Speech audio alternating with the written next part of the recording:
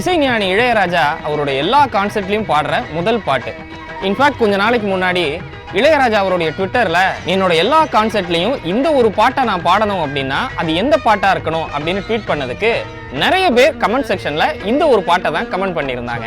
ஜனனி ஜனனி ஜகம் நீ அகம் நீ.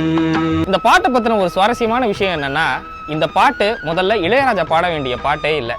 இது ஆக்சுவலா கேஜே யேசுதாஸ் பாட வேண்டிய பாட்டா இருந்து இந்த படத்துடைய பூஜைக்காக அவசரமா இந்த பாட்டு தேவைப்பட போய் அந்த நேரத்துல பாடகர் யேசுதாஸ் ரொம்ப பிஸியா இருந்ததால அந்த படத்துடைய பூஜைக்குன்னு இளையராஜா இந்த பாட்டை பாடி கொடுக்கிறாரு. கடைசியில படத்திலேயே அவர் பாடின வெர்ஷன் தான் வந்துச்சு. தமிழ் கடவுள் முருகனை ஔவையார் 1, 2, 3 வருஷப்படுத்தி பாடினதை தானே நீங்க கேள்விப்பட்டிருப்பீங்க. ஆனா இந்த பாட்டுல கவிஞர் வாலி தாய் மூகாம்பிகைய 6, 7, 8ன்னு வருஷப்படுத்தி பாடுறாரு. சதுர் வேதங்களும் பஞ்சபூதங்களும் ஷண்மார்க்கங்களும் சப்த தீர்த்தங்களும் அஷ்ட யோகங்களும் நவ யாகங்களும் தொடும் பூங்கழலே மலை மாமகளே அப்படின்னு 4, 5, 6ன்னு எண்களை வரிசைப்படுத்தி மூகாம்பிகையை பத்தி எழுதியிருப்பாரு கவிஞர் வாலி. இந்த பாடல் யேசுதாஸ் பாடுறதா இருந்தது அப்படின்னு நான் கேள்விப்பட்டப்போ எனக்கு தோணுனது ஒன்னே ஒண்ணுதான், நல்ல வேலை இந்த பாட்டை யேசுதாஸ் பாடல இளையராஜாவே பாடிட்டாருன்னு.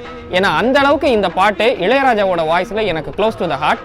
உங்களுக்கும் இந்த பாட்டு எந்த அளவுக்கு ஃபேவரட் அப்படின்றத கமெண்ட் செக்ஷன்ல சொல்லுங்க.